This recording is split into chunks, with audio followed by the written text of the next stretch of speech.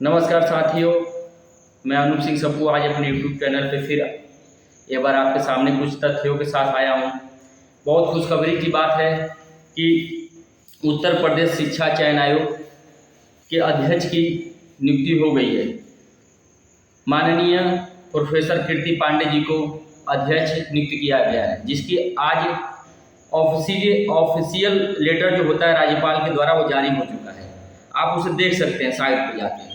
तो जब आप उत्तर प्रदेश शिक्षा चयन आयोग जो नया चयन आयोग गठित हुआ है उसके अध्यक्ष की नियुक्ति के लिए काफ़ी देर से बच्चे भी अपना धरना प्रदर्शन दे रहे थे कि अध्यक्ष जल्द नियुक्त हो, जिससे लंबित भर्तियां जो है उसे पूरा कराया जा सके। उसमें जो लंबित भर्तियां हैं उसमें जूनियर की भर्ती है, एडेड जूनियर की भर्ती, टीजीटी पीएचडी के बच्चे इंतजार में थे। 2 साल से लगभग टेट नहीं कराया था, यूपी टेट उसका इंतजार था। जब टेट कराएंगे तब नई शिक्षक भर्ती देंगे। नई शिक्षक भर्ती के लड़के अलग परेशान हैं, उनको भाई नई शिक्षक भर्ती चाहिए। 69,000 के बाद भर्ती आप नहीं दिए। तो अध्यक्ष जी के आने के बाद काफ़ी उम्मीदें बढ़ गई हैं। 69,000 में जो लोग सिलेक्ट हैं और अनरिजर्व कैटेगरी के हैं उनका क्या होगा, वो अब उम्मीद लगाएंगे अध्यक्ष जी से कि क्या लड़ाई लड़ी जाए, कैसे बात हो। जो 6800 बच्चे जिनका आरक्षण प्रभावित हुआ उनकी उम्मीदें बढ़ गई हैं कि अध्यक्ष जी आ गए हैं, अध्यक्षा है आ गई हैं, तो इस पर हमारे लिए कार्रवाई होगी। दूसरी बात है कि जो 22,000 सीटें जो 68,500 की बची हुई हैं, जिसका आदेश कोर्ट ने दिया है डिवीजन बेंच ने, उस पर अध्यक्ष जी क्या करते हैं। ठीक है, तमाम चीज़ें हैं इसमें। टेट हो गया आपका, टीजीटी पीएचडी हो गई, एडेड जूनियर हो गया, और 68,500 की 22,000 सीटें हो गई। 69,000 के अनरिजर्व बच्चों का मामला है।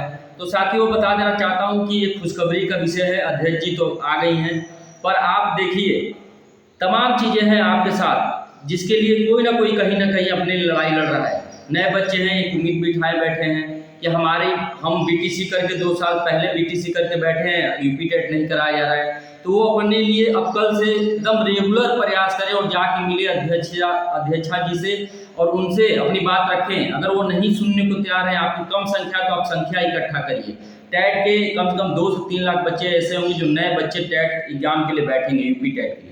जो नई शिक्षक भर्ती की मांग कर रहे हैं, 5 सितंबर को धरना प्रदर्शन के लिए आह्वान किया गया है। वो बच्चे पहले कल क्या करें कि कल जाके अध्यक्ष जी से मिलें, उनसे अपनी बात रखें कि मैडम कैसे होगा, आप आ गई हैं, प्रक्रिया को स्टार्ट कराइए, आप यूपी टेट कराइए पहले जल्द से जल्द, उसके बाद वैकेंसी दीजिए।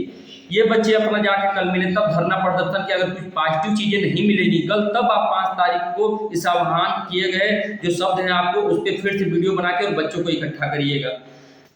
साथियों अब 68,500 की जो हम लोग के बच्चों की जो लाई है 22,000 के लिए, इसके लिए हम अध्यक्ष जी से मिलेंगे।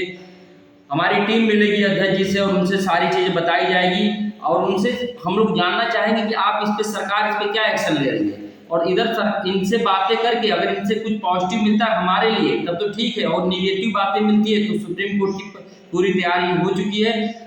वकील साहब सुप्रीम कोर्ट के जो हमारे अधिवक्ता साहब हैं उन्होंने फाइल निकाल ली है, चीज़ें आर्डर मेंशन जो हुआ था उसको पूरा पढ़ लिया है, डिटेल जान गए कि क्या लड़ाई है, कैसे सुप्रीम कोर्ट में हमको जीत दिलाई जाएगी। हमारे जो 22,000 स्टूडेंट हैं, जो हमारे छात्र हैं 68,500 में, उनको कैसे न्याय मिलेगा, उसकी आर्डर जो आया है और जो जिस चीज़ की लड़ाई लड़ी जा रही थी उसके विषय में उन्होंने विस्तृत से उसकी जानकारी ले ली है। साथियों मैं बता देना चाहता हूँ कि अब वीडियो के माध्यम से आपको सूचना दी जाएगी और ऑथेंटिक सूचना दी जाएगी, पर जो हमारा सबसे मेन उद्देश्य था कि अध्यक्ष की नियुक्ति कब होगी वो हो चुका है। ठीक है, अब हमारा काम है कि हमको टेट पास नहीं है तो हम टेट की लड़ाई लड़ें, हमको नई शिक्षक भर्ती चाहिए तो हम उसकी लड़ाई लड़ें। ठीक, और ये लड़ाई कहाँ से होगा, एक के लड़ने से नहीं होगा, आपका संगठन मजबूत होना चाहिए। अध्यक्ष के पास आपकी सूचना जानी चाहिए कि हाँ आपका बाहुबल है, आपके पास संख्या है। शिक्षक भर्ती के लिए 4 से 5 लाख 6 लाख बच्चे हैं जो कि नई शिक्षक भर्ती में बैठने के लिए तैयार हैं। टेट पास होने के लिए 2 से 3 लाख बच्चे जिनको टेट पहली बार देंगे यूपी टेट, और ऐसे एडेड जूनियर के जो बच्चे हैं जिन्होंने एग्जाम दे दिया आज तक नियुक्ति नहीं मिली। टीजीटी पीएचडी के जो बच्चे आज इंतजार कर रहे हैं 4 से 4,500 5,000 सीटों के लिए, उनका है। ये तमाम बच्चे अगर इनकी संख्या बढ़ अगर एक दिन किसी डेट पे रख दिया जाए तो सोचिए कितनी भीड़ उस एलनगंज में हो जाएगी। जो उत्तर प्रदेश शिक्षा सेवा चयन आयोग है उतनी भीड़ दिखनी चाहिए, उस भीड़ को जब आप दिखाएंगे तो माननीय अध्यक्षा जी को ये पता चलेगा कि हम नए नियुक्त होकर आए हैं, तो हमारे ऊपर प्रेशर कितना है। और जब उनके ऊपर आप प्रेशर डालेंगे तो ये बात माननीय मुख्यमंत्री तक और शिक्षा मंत्री तक बात आपकी पहुंचेगी और तब जाके एक्शन होगा। क्योंकि अभी ये आई हैं, प्रक्रिया को समझेंगी, 12 सदस्य हैं इनके, उनके बारे में जानेंगे कि कौन किस पद पे क्या है, कौन सदस्य कैसे नियुक्त हुआ है, तो उनका पहले क्या था, ठीक है। उसके बाद आपकी पुरानी डिटेल निकाली जाएगी, तो बड़ा समय लग जाएगा। मतलब ये अपने तरीके से अगर आज भी करेंगे ना, ये जो उत्तर प्रदेश शिक्षा सेवा चयन आयोग बना है नया, ये अपने तरीके से करना चाहेंगे तो फिर समय लगेगा, तो इनको अपने तरीके से नहीं करने देना है। आप प्रेशर बनाएंगे तभी ये लोग फास्ट होंगे, ठीक है। क्योंकि जो पहले से बड़े पदों पे लोग हैं उनको मजा मिल चुका है अपने पद का, तो आपके बारे में सोचते ही नहीं है, उनको बिठा दिया जाता है। वही नहीं सोचते कि इससे सरकार की छवि जो है खराब होती है, सरकार की छवि खराब ना हो इसके लिए ये कभी नहीं सोचते हैं, ठीक है। और सरकार की छवि खराब करने में इन अधिकारियों को बहुत बड़ा हाथ होता है।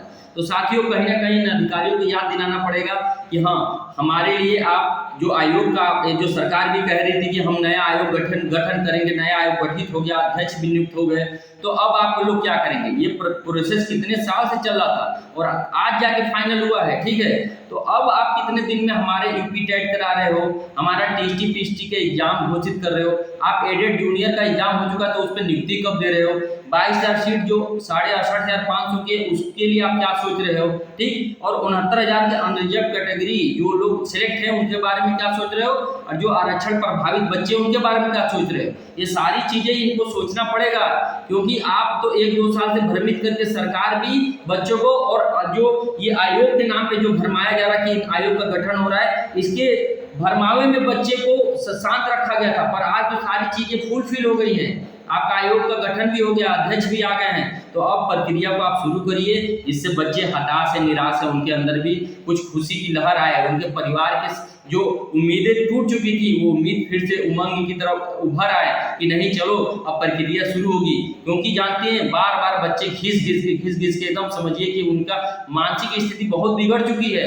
वो चाहते हैं कि आप वैकेंसी कराइए, उनकी जो क्षमता होगी अपने क्षमता पे ले लेंगे, क्षमता नहीं होगी तो नहीं लेंगे, पर आप कराइए तो प्रक्रिया को। कौन कह रहा है कि प्राथमिक शिक्षक आप 1,80,000 50,000 निकालिए, पर हर नहीं कोई कह रहा है इतनी बड़ी भर्ती निकालिए। पर आयोग का गठन हो गया तो हर साल आप 10,000 भी निकालेंगे, तो हर साल 10,000 अगर आप देने लगे और एक ही साल में 10,000 फुलफिल कर लीजिए, तो हर 10-10 साल में 10,000 हर साल में देंगे तो बच्चे तभी भी खुश रहेंगे। आप जूनियर के बच्चों को जो इसमें बीएड अवेलेबल है उनके लिए आपको सोचना पड़ेगा कि आपने जो 1900 पद थे एडेड जूनियर को, उसको नियुक्ति दीजिए और नई भर्ती निकालिए, कम से कम हर साल उसके लिए भी 5 से 6,000। और पहली भर्ती अगर बीएड के लिए अब जूनियर का निकालना है तो कम से कम 10 से 20,000 पद बीएड वालों को दीजिए कि उनको जूनियर में मौका मिले और अपना एग्जाम दें।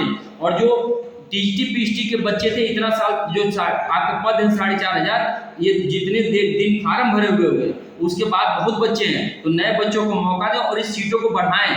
अगर बढ़ा सकते हैं तो बढ़ाएं, नहीं तो इसके एग्जाम को घोषित करके डेट और एग्जाम करा लें और उसके बाद फिर से टीएसटी पीएसटी की नई वैकेंसी निकालें।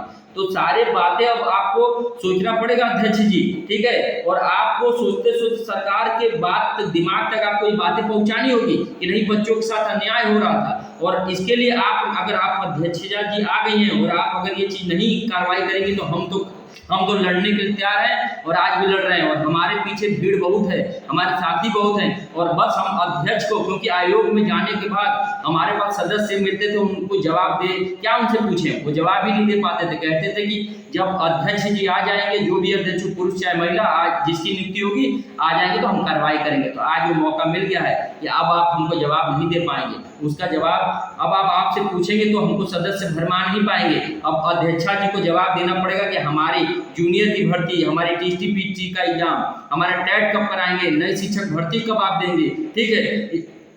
ये जो प्रोफेसर असिस्टेंट प्रोफेसर की वैकेंसी कब निकालेंगे, तमाम चीज़ें हैं। स्कूल में उर्दू शिक्षक भर्ती है, ठीक, उसके साथ साथ जो अल्पसंख्यक स्कूल है उनके बारे में आप क्या सोच रहे हैं। ये तमाम चीज़ें हैं जिसके लिए हमें और आपको, जो हमारे छात्र सुनते हैं, हमें आपको एक्टिव होना पड़ेगा। अगर आप 1 महीना एक्टिव हो गए ना तो समझिए कि आपका अगला जो दीपावली और होली आने वाला है आपके चेहरे पर खुशियाँ लेकर आएगा। तो साथियों अब ये पर डे आपको अच्छी सूचना मिलेगी इस वीडियो के माध्यम से। आपके बीच में मैं लाइव आपके बीच में मैं आया करूंगा, चीजें बताया करूंगा। कमेंट के माध्यम से आप मुझे अपनी बारे में बताएं कि आपको और क्या जानने की इच्छुक हैं, जो चीजें आपको घर बैठे नहीं मिलती है, या आपका कोई भी वैकेंसी में आप जुड़े हैं, अगर वो कोर्ट में फंसी है तो उसकी डेट कब लगी है और क्या सुनवाई चल रही है, उसको मैं अपडेट किया करूंगा। पर आप कमेंट में पूछा करिए और अधिक से अधिक बच्चों तक, जो गांव देहात में बच्चे हैं जिनके पास ये व्यवस्था नहीं है, पर उनके पास आप शेयर कर करके इस वीडियो को पहुंचाइए, जिससे आपको ऑथेंटिक बातें प्रयागराज में बैठ के हम लोग दे सके, क्योंकि आयोग का गठन भी आपका प्रयागराज में हुआ है, बगल में हम लोग रहते हैं, सारी चीजें जानकारी हम लोग ऑथेंटिक ले लेते हैं, जिससे आपको सूचना दे देते हैं। धन्यवाद साथियों।